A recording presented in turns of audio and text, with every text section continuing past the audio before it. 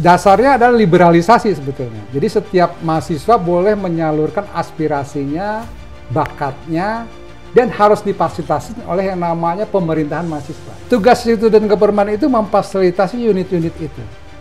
Jadi kayak belajar mengelola bangsa, ngerti ya? Tugas pemimpin mahasiswa itu bukan berdemonstrasi, mengatur. Yang suka demonstrasi silahkan masuk demonstrasi, dan dia harus menjaga itu. Jadi kalau itu dikembalikan luar biasa, kampus hidup. Orang begitu cinta di kampus dan jarang di kos karena begitu menyenangkannya kampus. Waktu kehidupan gitu begitu meriah, akhirnya jadi peristiwa politik, semua tumpah memang. Makanya demonstrasinya jadi besar.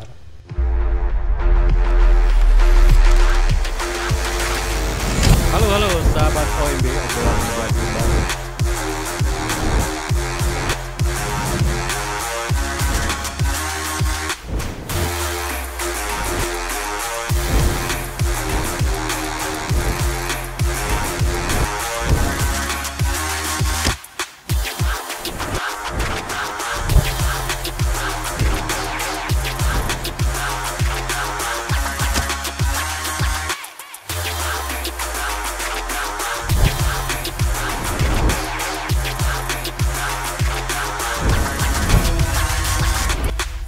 Kembali kita mengulas sejarah, ini ya, hari ini sejarah kemahasiswaan tentang ide student government di tahun 70-an 80-an menjadi ide menarik ya, masalah independensi mahasiswa untuk mengamati masalah sosial di bangsanya waktu itu.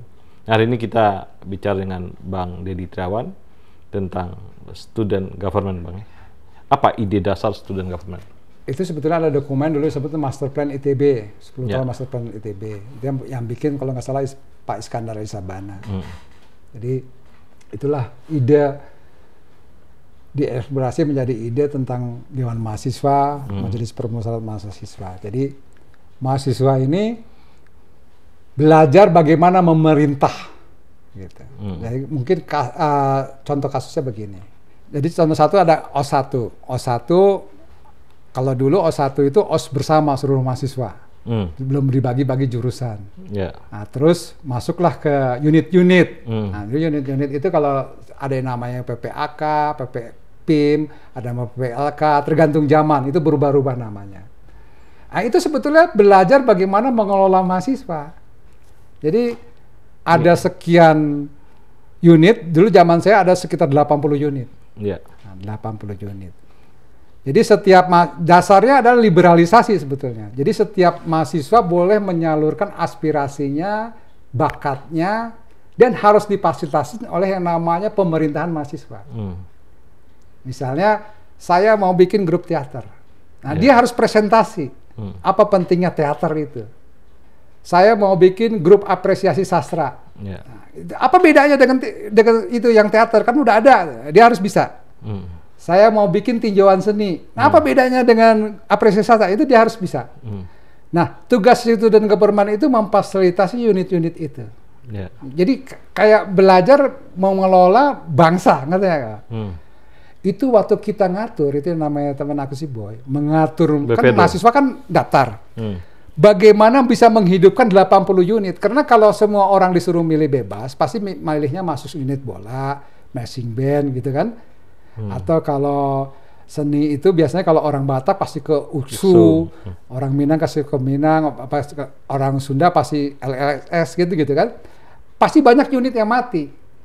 Itu diatur bagaimana dan didistribusikan bagaimana supaya mewakili jurusan yang ada. Jadi nggak hanya satu unit itu dikuasai oleh satu jurusan tertentu. Karena kita punya pengalaman konflik antara mahasiswa. Jadi misalnya kita tahu zaman kita dulu tuh antara geologi sama sipil itu sering konflik. Jadi di unit-unit itu bagaimana kita bisa ada anak geologi, anak sipil. Sehingga kalau ada konflik ada yang menengahin, kayak gitu. Itu ngaturnya itu setengah mati.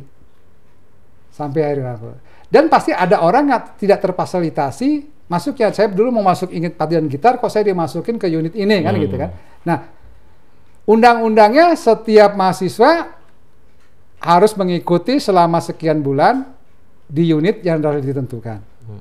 Setelah dia lulus, dia boleh memasuki unit manapun yang ada di ITB. Oke. Gitu hukumnya. Jadi semua unit hidup. Nggak ada unit yang mati. Itu yang namanya kampus dengan unit itu setiap Sabtu, malam Minggu dan hari Minggu itu seperti pasar. Ramai. Karena ramai berkegiatan semua. Dan diatur bukan hanya yang berpolitik.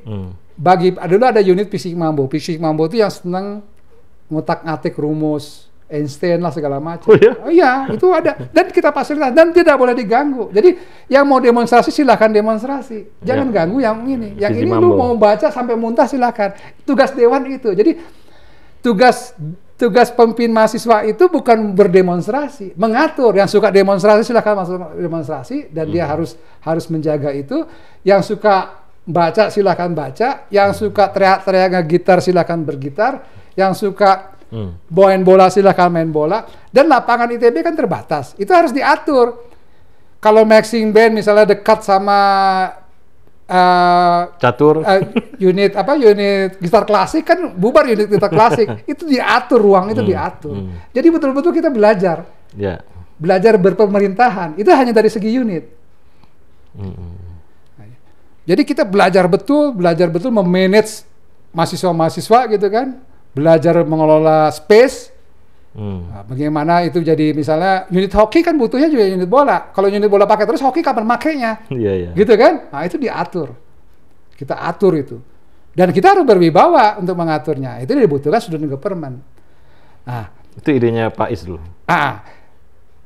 Terus juga kita punya toko, yaitu Tokema, punya kantin, belajar bisnis jadinya ada belajar bisnisnya. Nah, yang namanya OS itu dipikir setengah mati. Jadi nggak asal main geplak, nggak bisa. Misalnya gini, anak mesin kan pasti bekerja pasti mandi oli, pakai kena oli. Ya dia ada direndam oli. Tapi akan lucu misalnya kalau anak biologi suruh berendam oli kan enggak. Nah, itu dipertanggungjawabkan itu apa tuh namanya itu? Materinya. Materi OS itu dipertanggungjawabkan. Ini OS himpunan ya, OS himpunan. Anak elektro pasti ke setrum. Tapi nggak mungkin anak geologi masa di setrum. Anak geologi itu pasti jalan-jalan atas gunung. Karena memang pekerjaan dia naik turun gunung, pantai kan begitu. Ya di OS-nya begitu kan gitu. Anak geodesi juga begitu. Tapi nggak perlu anak elektro suruh naik turun gunung. Ya OS-nya dia disuruh berkali-kali kan gitu kan. Nah, tapi standar jalan kaki keliling Bandung standar. Nah itu terasa betul manfaatnya jalan itu. Jadi waktu saya masuk Jakarta pertama kali nggak punya duit, saya ingat OS. Saya di OS dulu sanggup jalan aja. Jadi ada manfaatnya gitu. Teringat kita pernah OS di OS masa gini. Pernah jalan 2 hari gitu. Gini. Belajar misalnya lapar itu kan itu terus belajar membuat PR yang gila-gilaan, dikeluarin kita jam 2 malam suruh cari yang entah apa-apa sama senior kan. Satu suruh beli ini, satu beli. Kita belajar manajemen kan, kau cari yang ini, kau cari yang ini kan begitu. Jadi semua silabus itu betul-betul diatur. Nah, ada kesalahannya itu akhirnya jadi terlalu memilih salah satu aspirasi yang politis aja. Enggak, politis ya ngomong politik, misalnya PSIK, ngomong politik. Tapi nggak semua orang senang politik. Kan gitu.